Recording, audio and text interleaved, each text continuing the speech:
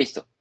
Vamos a considerar ahora la segunda ley de la termodinámica y vamos a definir justamente la entropía del universo. La entropía del universo va a ser igual a la entropía dada por el sistema más la entropía de los alrededores. Y esta puede ser mayor o igual a cero, ¿sí? En un sistema, nosotros vamos a confinar justamente cuáles son los límites de ese sistema y al confinar y delimitar cuál es ese sistema, vamos a poder nosotros definir qué son los alrededores.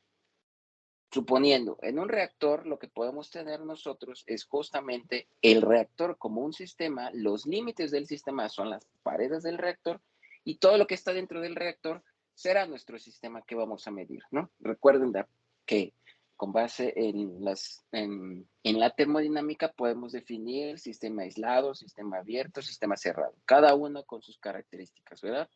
Alguno intercambiará energía y masa, otro intercambiará solamente energía y otro no intercambiará absolutamente nada. Entonces, bajo este preámbulo, si nosotros decimos que existe un equilibrio térmico, estamos diciendo que el calor que entra al sistema o que sale deberá de ser igual al calor de los alrededores. Siempre uno con respecto al otro de signo contrario, ¿verdad? Entonces, de acuerdo a la definición, nosotros vamos a poder dividir esta parte, esto de aquí, con respecto a la temperatura. Solamente lo que haré será para el calor de los alrededores. Y la diferenciación o la derivada, ¿sí?, de la entropía del universo va a ser igual a la derivada de la entropía del sistema más la derivada de los alrededores, ¿verdad? Pero como dijimos que los alrededores es igual al del sistema, ¿verdad? De manera negativa, ¿sí? Sino al contrario, yo solamente voy a sustituir de Q en lugar de delta S de los alrededores, que esta delta S va a ser igual a la derivada del calor entre la temperatura, ¿ok? Esto es de la segunda ley de la termodinámica. Entonces, si yo pongo calor de los alrededores dividido entre la temperatura, estoy definiendo la delta S de los alrededores, ¿ok? Y sustituyéndolo con el lado izquierdo de esta igualdad, tendremos ahora sí que la diferenciación de la entropía del universo será igual a la del sistema, ¿sí? La diferencial del sistema menos la diferencial del calor del sistema entre la temperatura. Y eso podrá ser mayor o igual a cero. Si nosotros decimos que esto ocurre a presión constante, este calor del sistema justamente deberá de ser igual a la entalpía, ¿sí? Porque recuerden que la entalpía se define justamente a presión constante. Y entonces tendré la entalpía del sistema y esto es básicamente una DH. Entonces, de tal forma que el calor o la diferenciación del sistema, ¿sí?, de la entropía del sistema, menos la delta DH o la diferencial de la entalpía entre la temperatura deberá de ser mayor o igual a cero.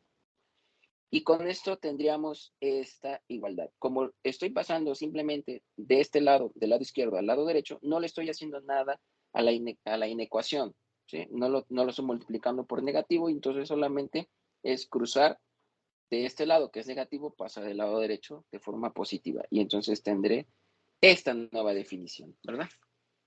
Entonces, justamente voy a multiplicar por menos la temperatura y al multiplicarlo por menos la temperatura, ahí sí tengo que voltear la inecuación. Si en un momento era del lado abierto del lado izquierdo, en el otro estará abierto del lado derecho, ¿verdad? Y justamente tendré ahora esta inecuación en donde estoy definiendo la energía libre de Gibbs del sistema, que es igual a la diferenciación de la entalpía menos la temperatura por la diferencial de la entropía. Y aquí vienen los criterios. Normalmente cuando nosotros definimos primero la entropía, estamos definiendo en qué punto está el equilibrio, ¿sí? El equilibrio será cuando el cambio de la entropía sea igual a cero. Será exergónico cuando este sea mayor a cero, pero el exergónico es un proceso espontáneo. Y cuando sea menor a cero será energónico, que quiere decir que es no espontáneo. Entonces, si esto ocurre en el equilibrio, también la delta G deberá de ser igual a cero. En donde, si está en equilibrio, la diferencial de G es igual a cero. Si es exergónico, un proceso espontáneo, será menor a cero. y si es un proceso energónico, será mayor a 0. Entonces, con esto yo ya tengo los criterios justamente de equilibrio para los sistemas, ¿sí? ¿Hay alguna duda hasta aquí? No, todo bien. ¿No? No. Todo bien. Perfecto. Entonces, como hemos definido la energía libre de Gibbs, que es igual a la entalpía menos la temperatura por la entropía, vamos a hacer su derivada. Y esa derivada, o sea, derivada de esto, me va a ser igual a la derivada de este, ¿verdad? ¿Sí? Menos la derivada de este producto. Y recuerden que una derivada de producto es, por ejemplo, nos lo hemos aprendido así de 1, 2, será 1 por la derivada de 2 y 2 por la derivada de 1. Entonces, será la temperatura por la diferencial de la entropía menos la entropía por la diferencial de la temperatura. Y justamente como es una suma y el signo negativo proviene de la definición de la energía libre de Gibbs, todo esto queda en signo negativo, ¿verdad? Y hemos definido por ahí de la primera ley cuál es la entalpía. La entalpía va a ser igual a la energía interna más el producto de la presión por el volumen. Una vez hemos definido esta parte, ¿sí? Una vez que hemos definido esta parte, lo podemos utilizar en la primera ley de la termodinámica, que es la energía interna va a ser igual al calor más trabajo, pero como podemos hacer una diferenciación, podemos dejarlo en forma diferencial, ¿verdad? Y en el trabajo, ahora sí, vamos a sustituir presión por la diferencial de volumen, ¿sí? Y esto queda exactamente igual, y al sustituir justamente esta porción aquí, voy a obtener este de acá. Y eso es solamente del lado derecho. Del lado izquierdo voy a hacer esta derivada, de igual manera que lo hizo con la energía libre de Gibbs. Y voy a tener diferencial de la energía interna por la diferencial de este producto. Y nuevamente vuelve a ser la diferencial de dos funciones, ¿no? P por dB más B por dP. Ahora sí, combinando esto con esto, voy a obtener esta de acá, ¿ok? Entonces, al tener esto de aquí, si se dan cuenta, estos dos, este y este se cancela y solamente me va a quedar este término con este término, ¿sí? Pero ahí todavía no está completo la definición que tratamos de buscar. Y entonces, lo que vamos a hacer ahora, ¿sí? Es justamente, lo vamos a sustituir en la primera derivada y vamos a obtener que la diferencial de la energía libre de Gibbs va a ser igual al volumen por la diferencial de presión menos la entropía por la diferencial de temperatura. Observamos ahora sí, la energía libre de Gibbs será función de la presión y función de la temperatura.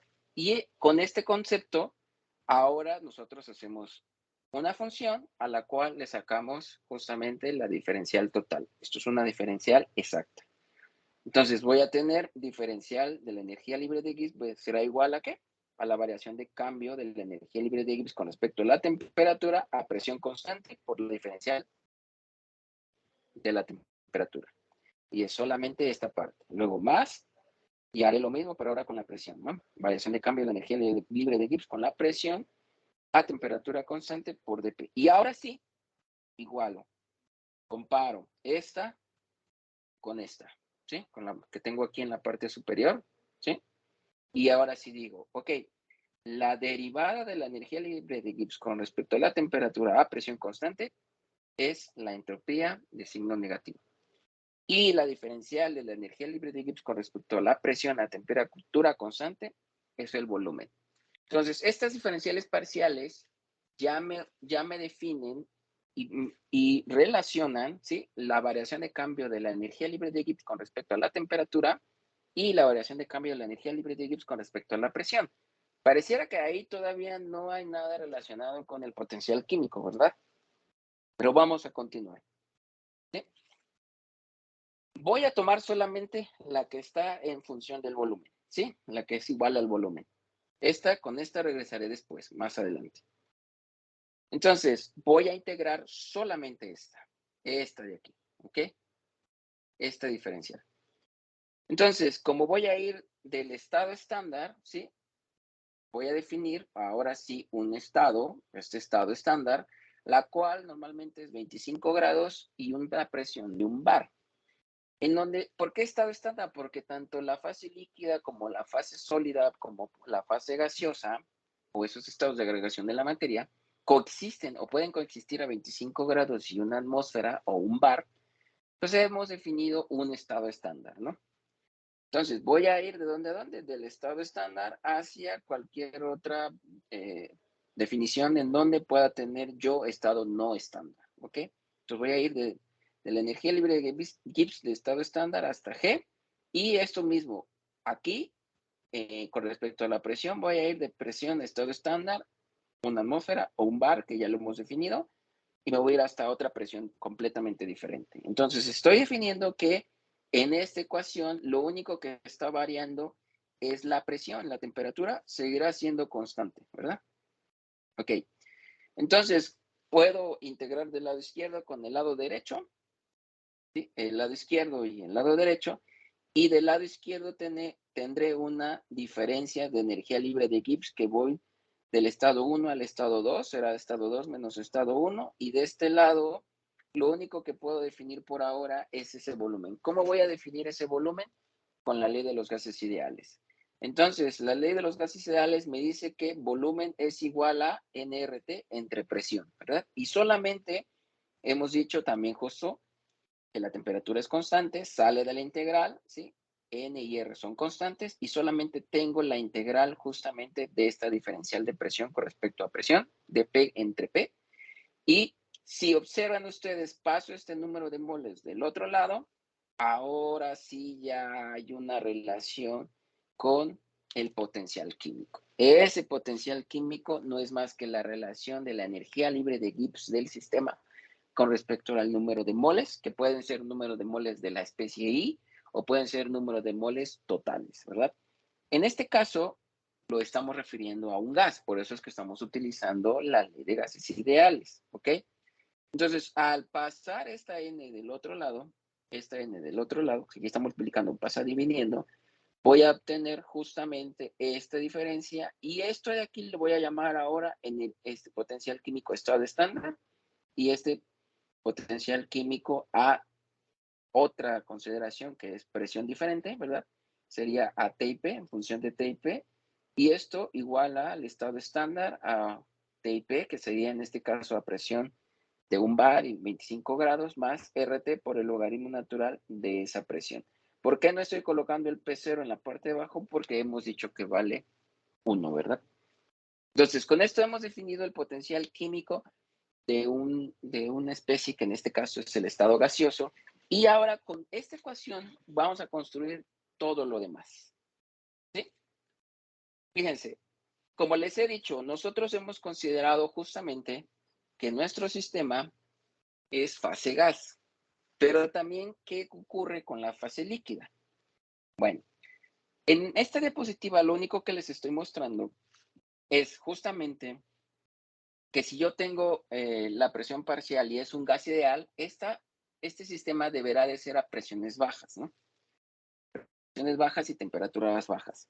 Por lo tanto, si yo me alejo del comportamiento de la ley de los gases, estoy observando que es un comportamiento de un gas real. Y la única tendencia que me permite medir eso que se aleja del gas ideal y se convierte en un gas real, para el caso de los gases, es la relación de la fugacidad de ese gas con respecto a su presión parcial. Y a ese lo conocemos como coeficiente de fugacidad, ¿sí? Primero tendríamos que definir cuál es la actividad, y definiendo la actividad para un gas ideal y después la actividad para un gas real, y haciendo la diferencia que es esta de acá, ¿sí? En este estado estándar va a ser igual, pero aquí será RT por el logaritmo natural de la fugacidad, y luego para un estado ideal será lo mismo, pero ahora logaritmo natural de la presión parcial, ¿sí? Entonces, haciendo esa diferencia, llegaré a esta relación, y esta relación es coeficiente de fugacidad. Lo mismo va a ocurrir para la fase líquida. En la fase líquida, yo voy a tomar en cuenta justamente cuál es la fracción mol de cada una de las especies como especie líquida o que estén en mezcla, multiplicado por el coeficiente de actividad. Y esto también, este coeficiente de actividad, también es una medida de cuánto se aleja de la idealidad. Porque si el coeficiente de actividad es 1, pues la actividad es igual a la fracción mol de esa especie en esa solución en fase líquida. Entonces, hay un claro ejemplo para la fase gas, que cuando la presión parcial de esa fase gas tiende a cero o cada vez se acerca más a cero, la fugacidad es igual a esa presión parcial. Entonces, el gráfico nos muestra que el comportamiento es ideal y vamos acercándonos completamente conforme voy disminuyendo la presión, hasta casi llegar a cero. Ya hay un comportamiento muy similar entre el valor que tiene la fugacidad y el valor que tiene la presión de ese gas, ¿verdad? Entonces, si la presión parcial fuera igual a, considerando la ley de Dalton de presiones parciales, la presión parcial será igual a la fracción mol de ese gas por la presión total, pues entonces al despejar la fugacidad yo tendré de este lado coeficiente de actividad por fracción mol por la presión total. Y entonces esto, junto con esta multiplicación, ya me está definiendo la fugacidad y al definirme la fugacidad tendría yo que corregir primero saber cuál es el coeficiente de actividad, el coeficiente de fugacidad de ese gas y cuál es su fracción mol de ese gas, ¿verdad? Y esto puede estar definido más adelante dentro de del equilibrio químico de una reacción. Entonces, vean toda la relación ahí, en este caso, los autores Geoff George, en el libro de Physical Chemistry from Different Angles, del 2016, en su prólogo, relacionan justamente cuáles las diferentes ramas que puede el potencial químico tocar, ¿no? El papel del potencial químico dentro de los sistemas, diferentes tipos de sistemas que estamos estudiando. Entonces, nosotros, al observar todo este abanico de posibilidades, nos podemos centrar justamente solamente en algunos. Podemos decir que está relacionado con las celdas electroquímicas, podemos decir que está relacionado con las reacciones redox, que básicamente son de las celdas electroquímicas, ¿sí? También está relacionado con las reacciones cinéticas, que es justamente el tópico que ahorita estamos tratando de desarrollar. También está relacionado con la ley de acción de masas y también está relacionado con las mezclas. Hay más cosas ahí que podemos observar como fenómenos de transporte, efectos de calor, fenómenos interfaciales, este intercambio de energía, espectroscopía y fotoquímica, estadística cuántica, dependencia de la temperatura y la presión. Claro, porque esto es evidente, porque la energía libre de Gibbs depende de la temperatura y de la presión. Y al ser una relación, la energía libre de Gibbs con respecto al número de moles del sistema, el cual está definiendo el potencial químico, pues el potencial químico también es función de la temperatura y de la presión, ¿verdad? ¿Sí? Ok. Entonces nosotros nos vamos a centrar solamente en aquellos que están encerrados en estos ovoides de color azul, claro, para ir desarrollando toda la parte y después caer a los sistemas electroquímicos, ¿ok? Entonces, como hemos dicho, ¿no? Y la energía libre de Gibbs es función de la presión y de la temperatura, y a su vez yo hago una mezcla de n número de moles de dos especies, ¿sí? Entonces, la energía libre de Gibbs, con base ahora en el potencial químico, también va a depender del número de moles de cada especie, ¿verdad?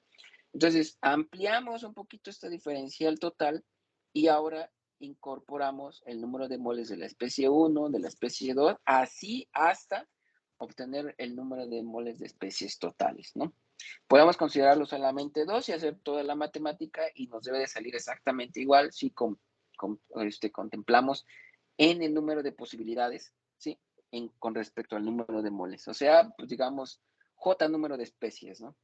Entonces, vamos a sacar la derivada total y es justamente que va a quedar lo mismo que ya habíamos definido en la parte izquierda, el primer término, el segundo término con respecto a la presión, el primero con respecto a la temperatura, y posteriormente vendrán los números de moles, ¿no?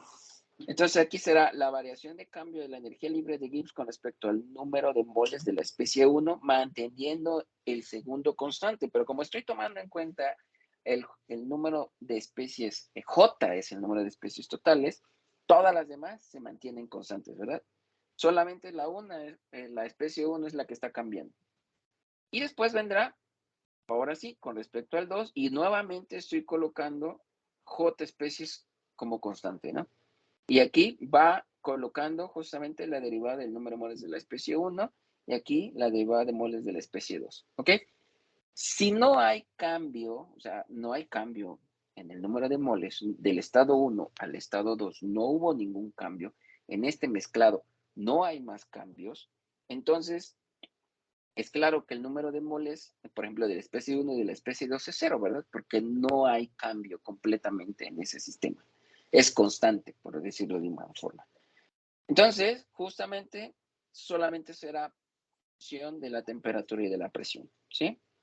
Vean cómo NI se mantiene constante. Y vuelvo a caer justamente ahora en la definición que anteriormente había yo colocado, pero sin considerar el número de moles de cada especie, ¿verdad? Ahora, si yo quiero meter este número de moles y dividir a G con respecto al número de moles, ahora tendré el potencial químico de cada especie, ¿verdad? Entonces, esa variación de cambio del potencial químico con respecto a la temperatura será la entropía. Y ahora sí ya estamos relacionando el potencial químico con los parámetros termodinámicos. Y del lado derecho volverá a ser igual el volumen, ¿verdad? Entonces, al tener esta variación, vuelvo yo a poder definir lo que había dicho anteriormente, ¿no? Que era esto de aquí, ¿sí? O sea, vuelvo a caer exactamente en la misma definición, ¿verdad? ¿Sí?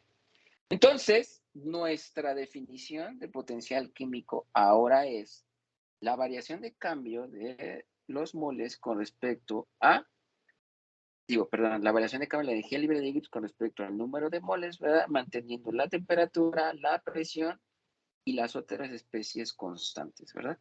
Eso será para la especie I. Y redefiniendo ahora la derivada total, pues esto va a quedar igual, no hay cambio, pero aquí sí va a decir potencial químico de la especie 1 por la diferencial de las moles de la especie 1 más potencial químico de la especie 2 por la derivada del número de moles de la especie 2 y así sucesivamente. Entonces podemos hacer una sumatoria en donde va desde la especie I hasta la especie, el número de especies totales, ¿no? Entonces será potencial químico acá y acá será diferencial del número de moles.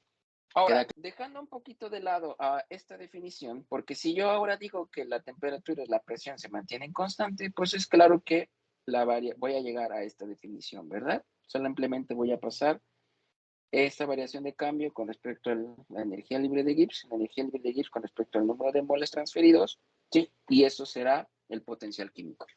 No es nada del otro mundo, ¿verdad? Entonces, vamos a proponer ahora el grado de avance de una reacción. Entonces, hay una reacción hipotética. Esto es claro porque los sistemas electroquímicos va a ser un poquito más fácil de entenderlo. Entonces, si yo tengo una reacción hipotética que va de A a B, BA es el coeficiente estequiométrico de A y B es el coeficiente estequiométrico de B. Vamos a suponer que A y B son diferentes en especie y están en la misma fase, ¿no? Voy a pasar de A a B en el mismo estado gaseoso. Entonces, nuestro balance de masa nos va a decir justamente que lo que entra va a ser igual a lo que entra más lo que reacciona o menos lo que reacciona, ahorita vamos a definir ese signo, es igual a lo que sale, ¿no? Entonces, las moles finales de la especie I, en este caso puede ser A o puede ser B, va a ser igual al número de moles de esa especie a la entrada, o sea, al inicio, más el coeficiente estequiométrico, que puede ser BA o puede ser BB, ¿sí? Por este símbolo griego, esta letra griega, que a esa letra griega le vamos a llamar grado de avance, ¿ok? Entonces, si yo derivo esta ecuación, voy a tener diferencial, y esto ya se va apareciendo ahora el potencial químico, ¿verdad? Diferencial del número de moles de esa especie I va a ser igual al coeficiente estequiométrico por la diferencial del grado de avance. Y si trato de hacer la integral, pues voy a regresar a esto exactamente, ¿no? En el estado inicial es 0, voy a terminar en un grado de avance, en el estado inicial son moles iniciales y en el estado final son estos moles finales. Y entonces tendré básicamente este mismo balance, ¿no? Ahora, del lado derecho voy a definir justamente capacidad de avance.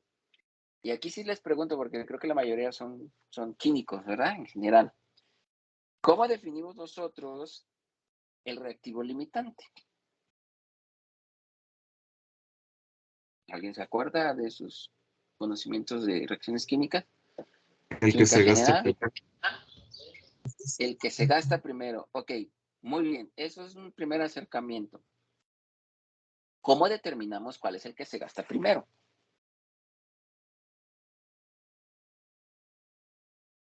¿Alguien se acuerda? Pues puede ser por los moles que entran entre el coeficiente molar. Exactamente, el coeficiente estequiométrico, ¿verdad? Entonces, la capacidad de avance o capacidad máxima de avance va a estar definida justamente entre el número de moles que están entrando dividido entre su coeficiente estequiométrico. Ahora, ¿por qué le estoy poniendo negativo? Porque vamos a definir que para reactivos el coeficiente estequiométrico es negativo y para positivos el coeficiente estequiométrico es positivo, ¿verdad? Entonces, si estoy del lado de reactivos, voy a poner moles, por ejemplo, de la especie A iniciales dividido entre el coeficiente estequiométrico de esa especie y como es negativo por menos, esta capacidad máxima de avance será definida de forma positiva.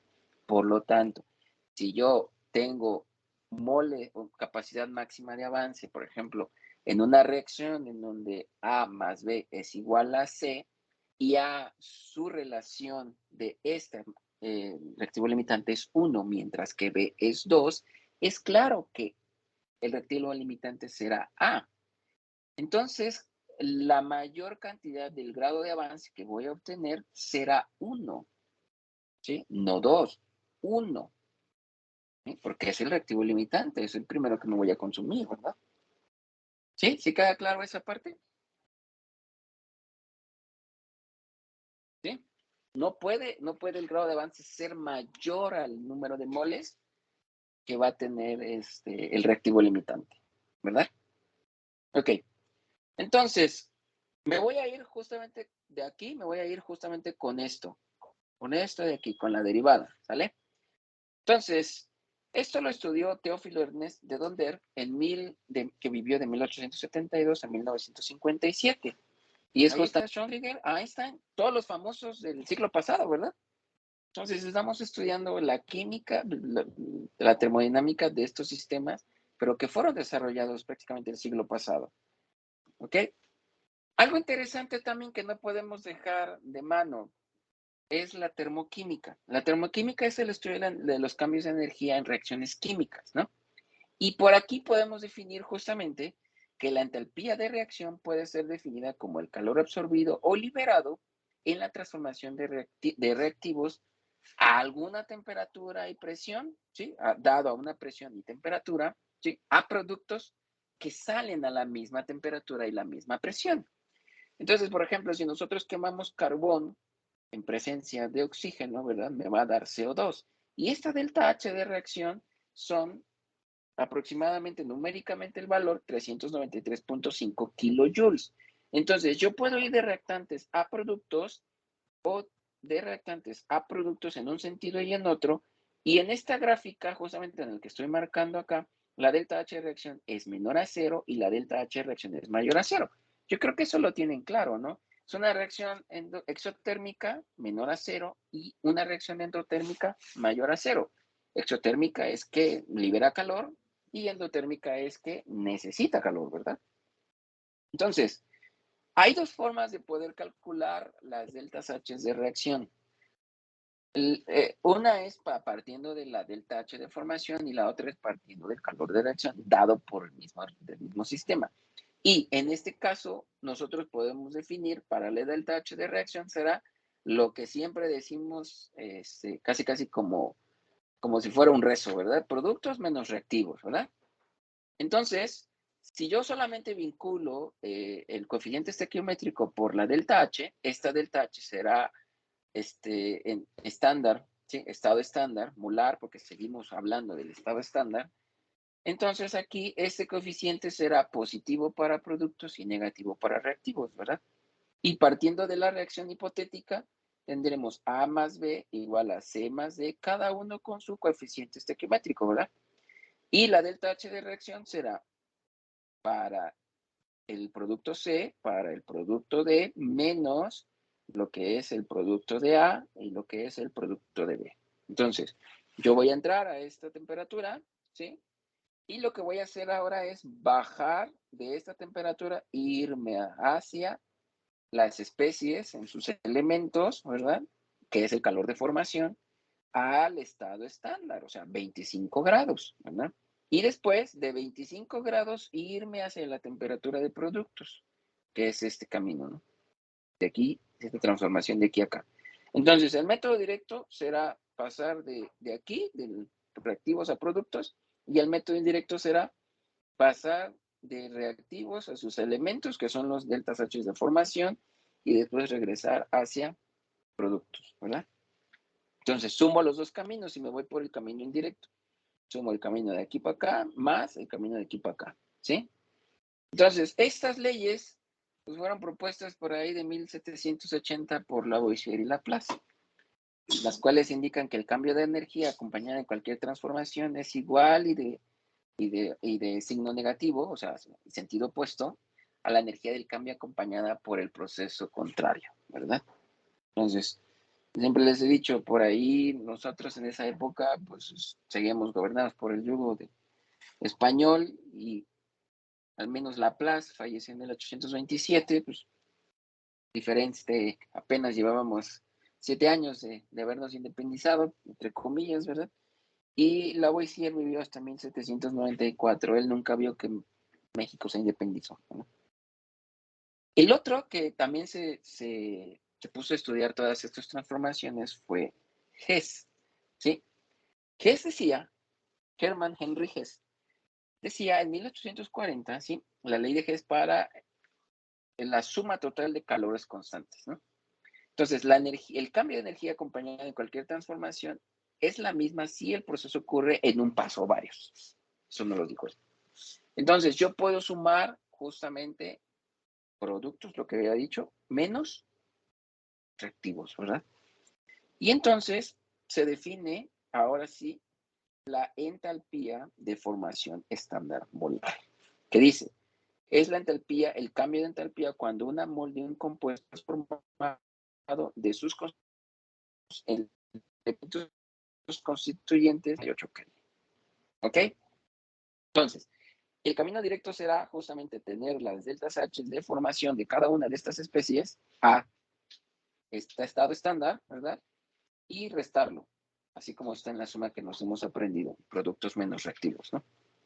Entonces, si yo quisiera ver para el caso de Lavoisier-Laplace, para el caso del, en un sentido, para el carbón más oxígeno me da CO2, en esa dirección la delta H de reacción es positiva. Pero si voy de CO2 hacia carbón más oxígeno, esa delta H es negativa.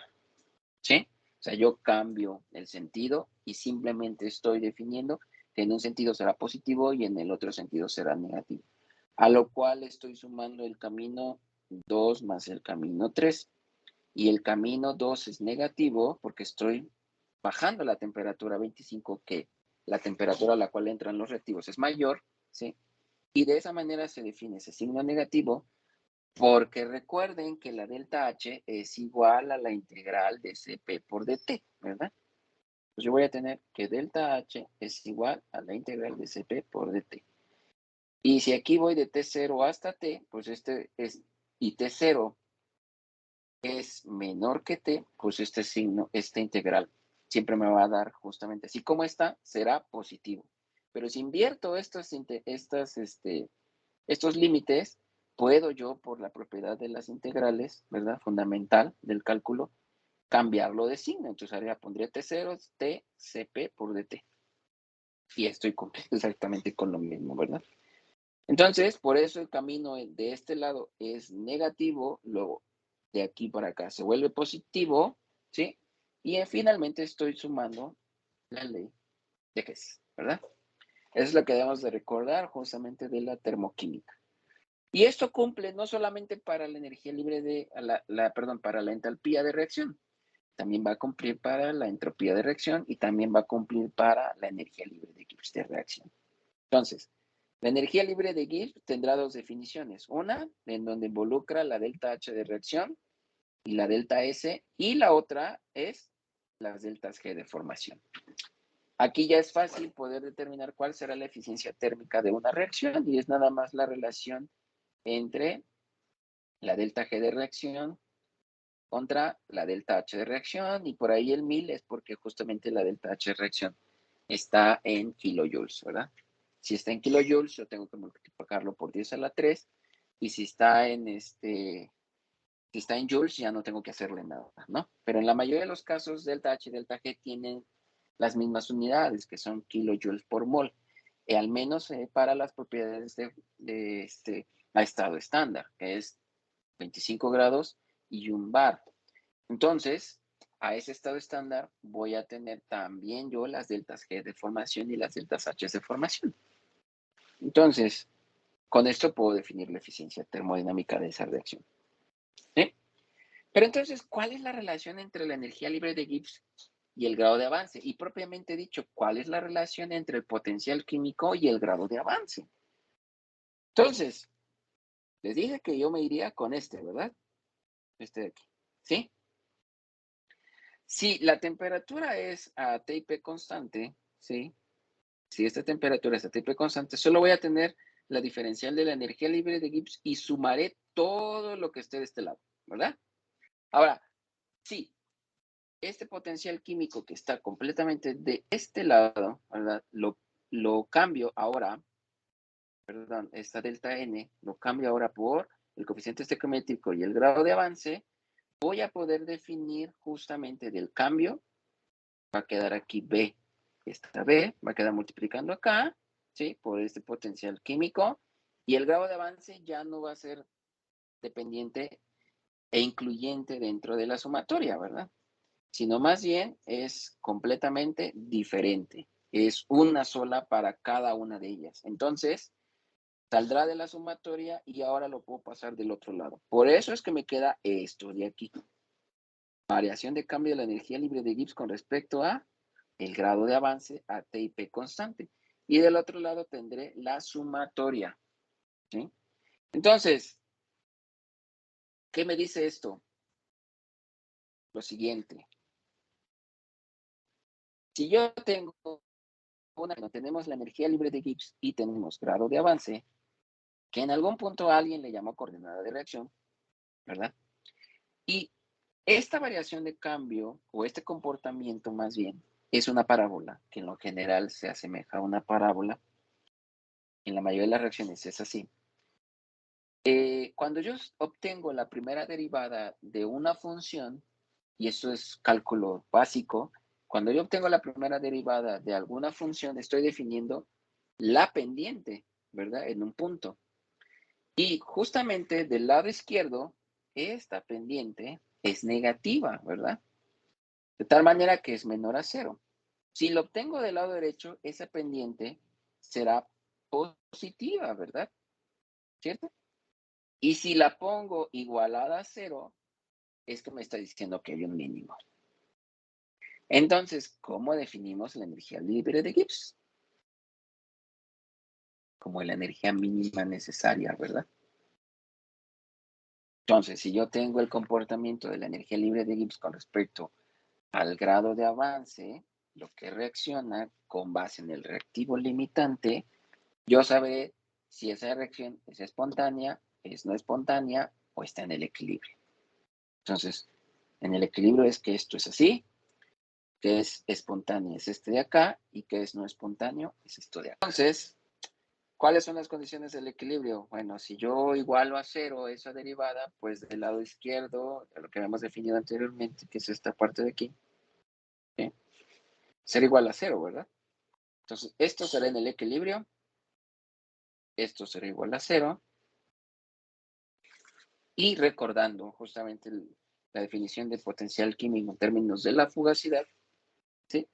Potencial químico estado estándar, algo que está en función de la temperatura, RT por el valor natural de esta fugacidad. En el estado estándar estamos definiendo esto, estado estándar, algo que está en función de la temperatura por RT por esto.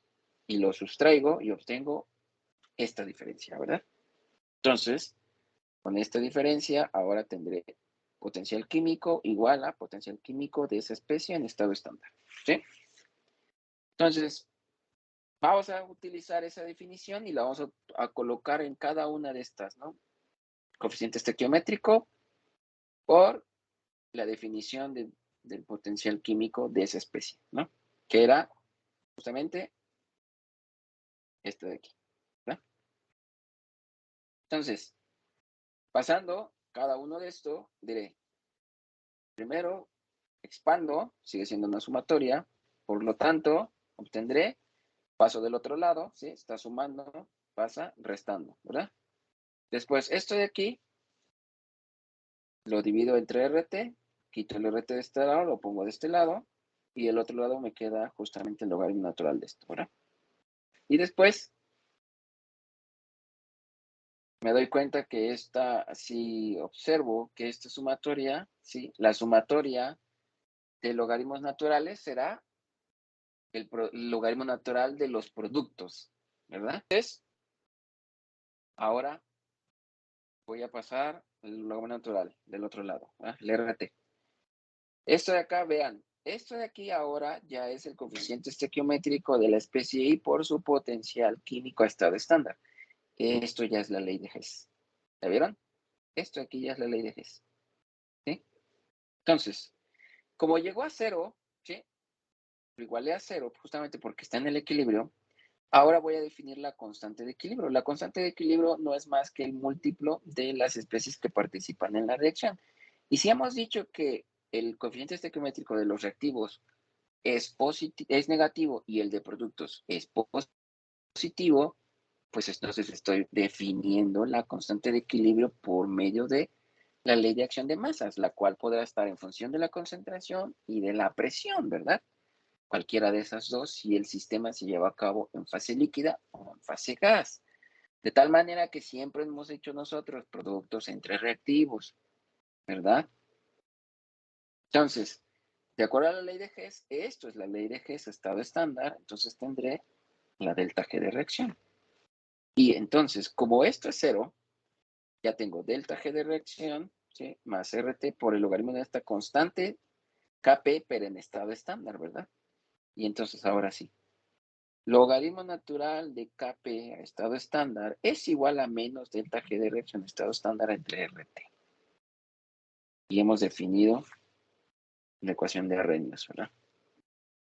Que por ahí más adelante se cambió un poquito al decir que ese logaritmo natural de la constante de equilibrio debe de ser igual a menos la energía de activación entre RT, ¿verdad? Entonces, en algunos casos se ha definido como logaritmo natural de K, que ya es una definición más moderna, entre RT y, oh sorpresa, esta energía de activación es la delta H. Y esta delta H la defines como G es igual a H menos T por delta S. Y entonces paso del otro lado el producto de temperatura por entropía y entonces será G más T por S. Y por ahí vamos a tener un factor preexponencial cuando sacamos esto. ¿Sí? Que es justamente lo que estamos definiendo. Solo que ahí, termodinámicamente, hemos definido la ecuación de Arrhenius, ¿no? Bien. Entonces, como hemos definido la constante de equilibrio, al menos para una reacción en fase gas, ¿verdad?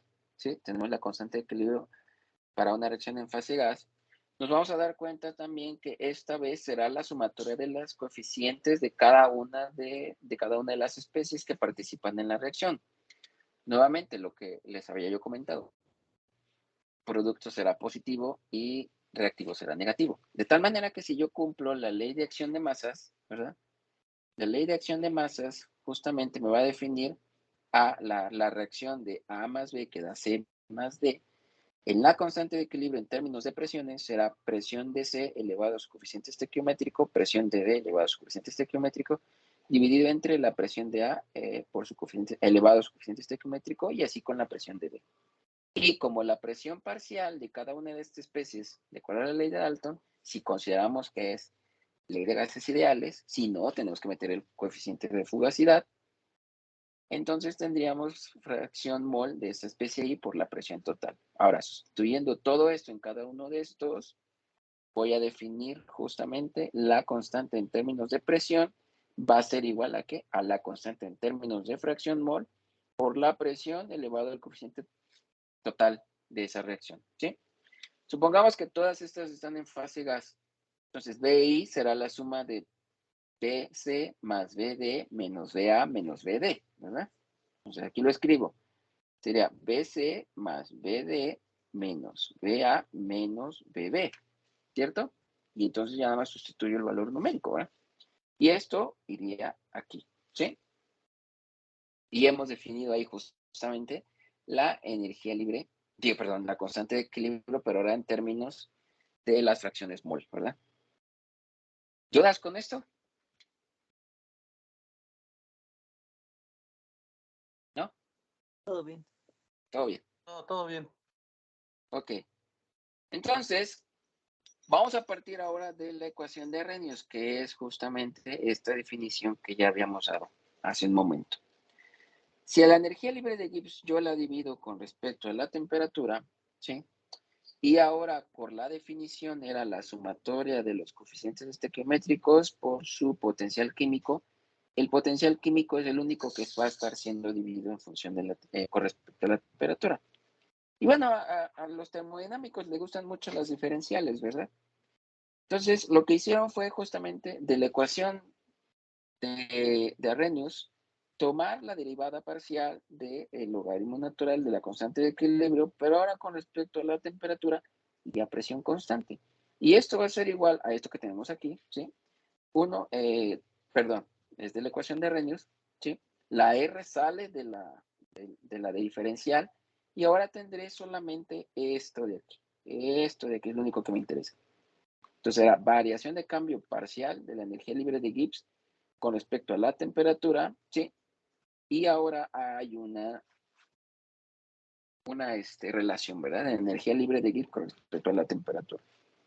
Me voy para acá y digo, voy a obtener la temperatura, la diferencial de ese cambio. Y entonces tendré justamente el mismo a presión constante y solamente tendré afectando al potencial químico con respecto a la temperatura y de eso saco la diferencial parcial con respecto a la temperatura a presión constante. ¿Sí? Regresando a la definición de la variación de cambio parcial de la energía libre de Gibbs con respecto a la temperatura a presión y n constante, ¿se acuerdan?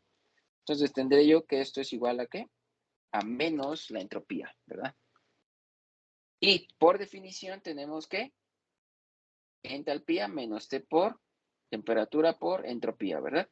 Combinando estas dos, esta de aquí con esta de acá, obtendré esta de aquí, ¿verdad? ¿Qué es lo que hice? Simplemente despejar a que era igual de aquí a que es igual a ese, ¿verdad? Y esto es ese. Pero como ese es esto, ¿verdad? ¿Sí? Entonces tendré justamente la diferencia de la energía libre de Gibbs menos la entalpía entre la temperatura, ¿verdad? Y ahora, por ahí a alguien se le ocurrió decir, voy a sacar esa diferencial solamente para ¿quién? A la relación de energía libre de Gibbs con respecto a la temperatura, y esto es una diferencial, una diferencial o una derivada de las cuales hemos hecho mucho por fórmula, ¿verdad? Entonces, ¿qué es? El de abajo por la derivada del de arriba menos el de arriba por la derivada del de abajo, todo eso dividido entre el de abajo elevado al cuadrado. Pues si se dan cuenta, simplemente estoy derivando esto de aquí para obtener a qué es igual esto, ¿verdad? Esto de acá. Pero esto de aquí no es más que esto de acá. ¿Ya vieron? ¿Sí? ¿Sí? Entonces, al tener esta combinación, voy a tener igual a menos T por S más G entre la temperatura al cuadrado.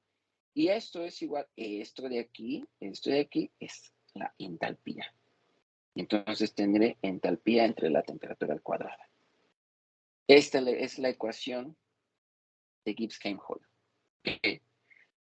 Ahora, ya definí esta diferencial, que era la que estaba buscando en la parte de atrás, que es esta de aquí, y entonces ya nada más hago la igualdad. Y ahí está.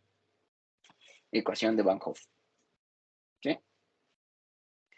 Sí, integro solamente esta parte, o sea, no veo estas variaciones de la misma ecuación. Si nada más utilizo esta, voy a integrar, ¿sí? Voy a separar por variables, la temperatura la llevo del otro lado, de este lado me queda el logaritmo natural de la K, o sea, la diferencial del logaritmo natural de K, y como dijimos que siempre vamos a ir del estado estándar a cualquier otra consideración, pues esta constante de equilibrio será a estado estándar, ¿verdad? Lo que valores absolutos en temperatura, entonces será en Kelvin, ¿verdad? Entonces, a T0 tendré, o sea, 25 grados o 298.15 Kelvin, tendré el logaritmo natural de K0 y de ahí varío hasta la otra temperatura. Y de acá, T0 hasta T. Y estas corresponden sus límites, ¿verdad? Entonces, si la temperatura es independiente, si la entalpía es independiente de la temperatura, esa integral se vuelve fácil, ¿no? Porque la delta H, perdón, la delta H sale de la integral y junto con R y solamente me va a quedar dt entre t cuadrada. Y resolviendo la integral, queda eso, ¿verdad? Si no fuera así, entonces tendría que meter la ecuación de Kirchhoff. De acuerdo. Las leyes de Kirchhoff para circuitos eléctricos, ¿no? Por nodos, que buscábamos cuál era la sumatoria de la corriente y del voltaje. Bueno, Kirchhoff fue este mismo investigador que les estoy diciendo que desarrolló eso para la parte de circuitos eléctricos, es el mismo que desarrolló la ecuación de Kirchhoff cuando cambiamos de una temperatura a otra en un sistema reaccionante. Entonces, si lo que habíamos dicho anterior de que teníamos delta H de reacción es igual a la sumatoria de BI por cada una de estas estado estándar, y a su vez lo dividimos entre la temperatura o obtenemos la variación de cambio, ¿verdad? Más bien, con respecto a la temperatura a presión constante, ¿sí? Solamente estoy definiendo este de aquí que es la CP, ¿verdad? ¿Sé qué es la CP? La variación de cambio de la entalpía con respecto a la temperatura a presión constante, ¿no? Capacidad calorífica. Y como estoy colocando esta CP junto como definición, será nuevamente la sumatoria de V de cada una de las especies de coeficiente estequiométrico por su capacidad calorífica. Esto de aquí es la CP de la reacción. Y entonces tendré, ya separo por variables, la delta H de reacción a otra temperatura va a ser igual a la delta H de reacción a 298.15, porque todo lo hemos definido a estado estándar. Y voy de T0 hasta T en la integral. Y aquí es donde me tengo que detener, porque también si la CP es constante o la CP es función de la temperatura para cada una de las especies, ¿verdad? Y entonces es ahí donde hay dos caminos, ¿no? Que la capacidad calorífica sea independiente de la temperatura, pero que a su vez esa capacidad calorífica, perdón, que la capacidad calorífica, que el calor, perdón, sea independiente de la temperatura, lo dijo otra vez mal, que la capacidad calorífica, esta CP, sea independiente de la temperatura. Y entonces sale de la integral y estamos diciendo que esta CP es constante, ¿no? Y la otra es que esta CP sea función de la temperatura, ¿no? Entonces no lo puedo sacar de la integral y ahora justamente estas dos posibilidades se suman a la tercera que ya habíamos dicho anteriormente y todo cae dentro de la ecuación de Van Hoff. Y entonces la constante de equilibrio puede ser medida a otra temperatura, ¿verdad? Entonces, con esto justamente hemos definido cuál es el potencial químico en un sistema reaccionante en donde no hay reacción electroquímica, pero esto nos permite entender qué es lo que va a suceder ahora con estos sistemas electroquímicos, ¿verdad?